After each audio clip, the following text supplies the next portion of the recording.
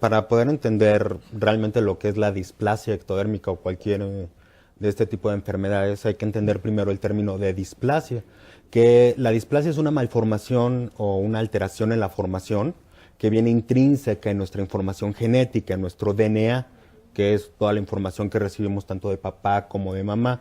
La displasia ectodérmica, pues precisamente es una alteración en la información que va a llevar a la diferenciación del ectodermo o de esta capa del embrión que nos va a dar la piel, las uñas, los dientes, parte del sistema, bueno, el sistema nervioso y otras estructuras. Y se debe a que una instrucción se encuentra alterada, ¿sí?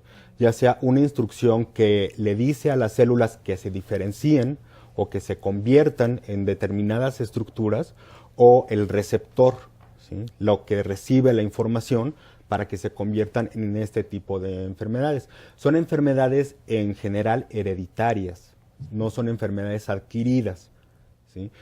Y bueno, muchas veces podemos ver antecedentes familiares en distinto grado o en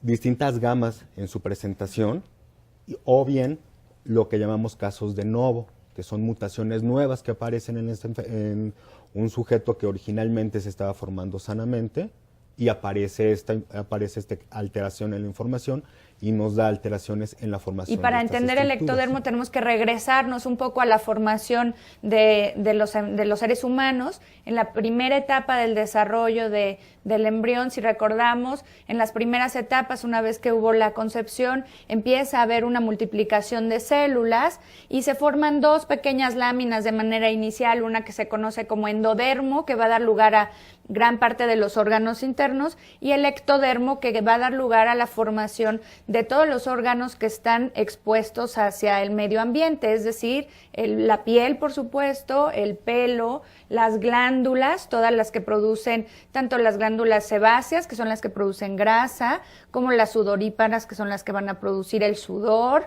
y también las uñas, el pelo, los dientes, sobre todo el esmalte de los dientes. Entonces, cuando entendemos que hay algo que se avería ahí... Perdone que te interrumpa, pero también tenemos que agregar, aunque no sea del tema, que del ectodermo también depende la formación del sistema nervioso.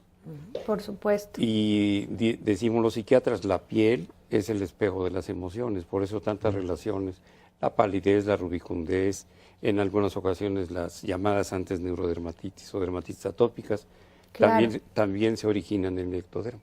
Sí, es realmente muy interesante porque precisamente a partir de van a surgir una capa media que va a ser finalmente después el mesodermo, que va a dar lugar a corazón, vasos, y lo del neuroectodermo, que se deriva precisamente de la zona del ectodermo y da origen a todo el sistema nervioso central. Entonces, cuando entendemos que hay una alteración puede ser mínima en esa formación de esa zona que se llama ectodermo, pues podemos entender por qué los síntomas y todo lo que le sucede a los pacientes que tienen displasias ectodérmicas, que son alteraciones, se requieren por lo menos 2 alteraciones para poder hablar de la enfermedad.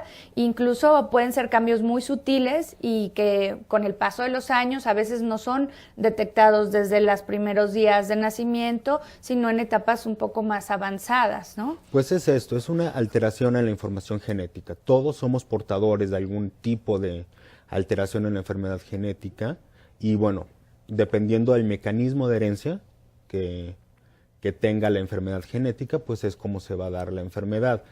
95% más o menos de los pacientes que padecen displasia ectodérmica es una herencia que se llama ligada al X.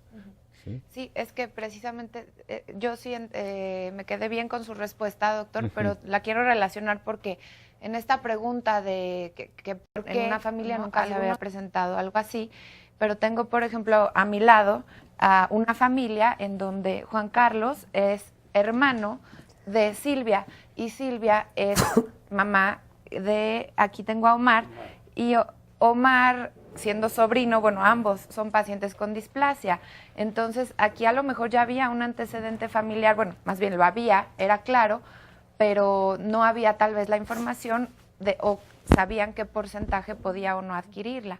Hay otras personas dentro del público que fueron los primeros que presentaron la información, y en esos casos todavía es más difícil entender el por qué. Si me permites comentar, dentro de las variedades, la más frecuente de las displasias ectodérmicas es ligada al X, como explica el doctor, y eso habla que las mujeres son solamente portadoras de la enfermedad y no la van a padecer. Solamente los hombres de la familia son los que tienen el porcentaje o la posibilidad.